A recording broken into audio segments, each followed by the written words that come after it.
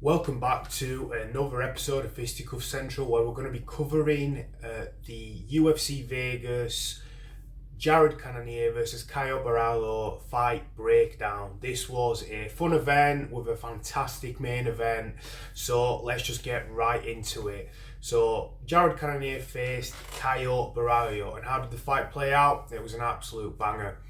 It was very competitive for the most part. The scorecards might not indicate that because most of them went quite heavily towards Caio Barralho, but until the last round, it was anyone's fight, I thought. Even though Caio may have, in the earlier stages of the fight, had the advantage, I definitely think that Cannonier in the second and third rounds showed a really good account of himself.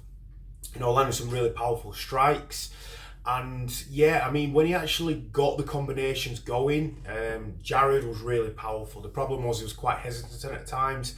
And then, Caio kind of just landed a few good shots and kind of, put not the fight to bed, but definitely gained the upper hand. And then in the fifth, he definitely put the fight to bed when he landed a beautiful 1-2 combination, sat Jared down.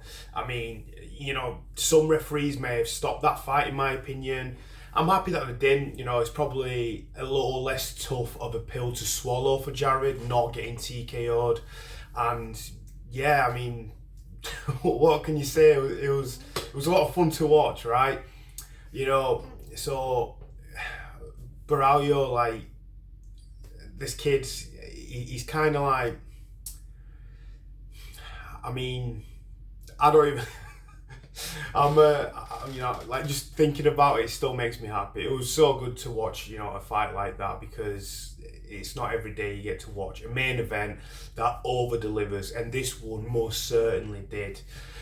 Caio's got great stand up. He actually does have pretty good ground game and submissions, but he didn't really engage in that. There was practically zero wrestling until the very last exchange, but the only reason he engaged in grappling was because of the fact that Jared was knocked down. So he went for a submission, went to take him down, then pinned him there, tried to apply pressure. But apart from that, nobody was trying to force any takedowns. It was just purely on the feet. It was a great scrap, and it was just fun to watch.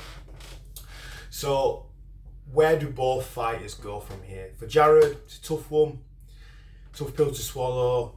I'm not 100% sure. I'd have to give that some thought. There's not anybody that screams to me. I think Paulo Costa maybe.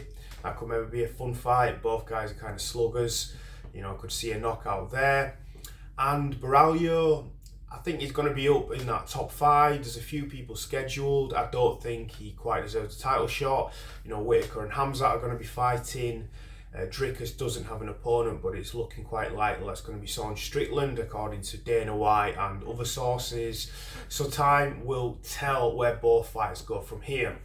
And just want to give a quick shout out to Moraes, who fought Neil Magny, and the kid from Ecuador is bloody damn good. I wasn't 100% sure how I was going to deal with Magny. I thought he was probably going to win. He was an incredibly heavy favourite. I thought he was quite disrespectful to Magny. It was like an 8-1 dog, which is really, really bad odds, right? And Moraes showed why. And I wasn't quite as sold as the bet makers, but clearly they knew better than I do, which is fair play to them.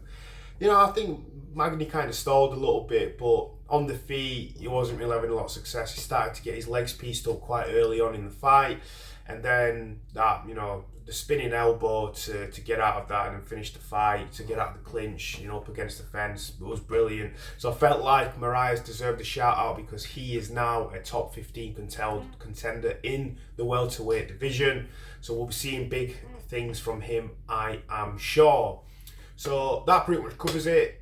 Not too much to talk about. I didn't really cover that many fights. Just felt like Moraes needed a bit of a shout out. Hope you've had a great bank holiday weekend, and hope you have a fantastic week. Thank you very much for watching. I will catch you later.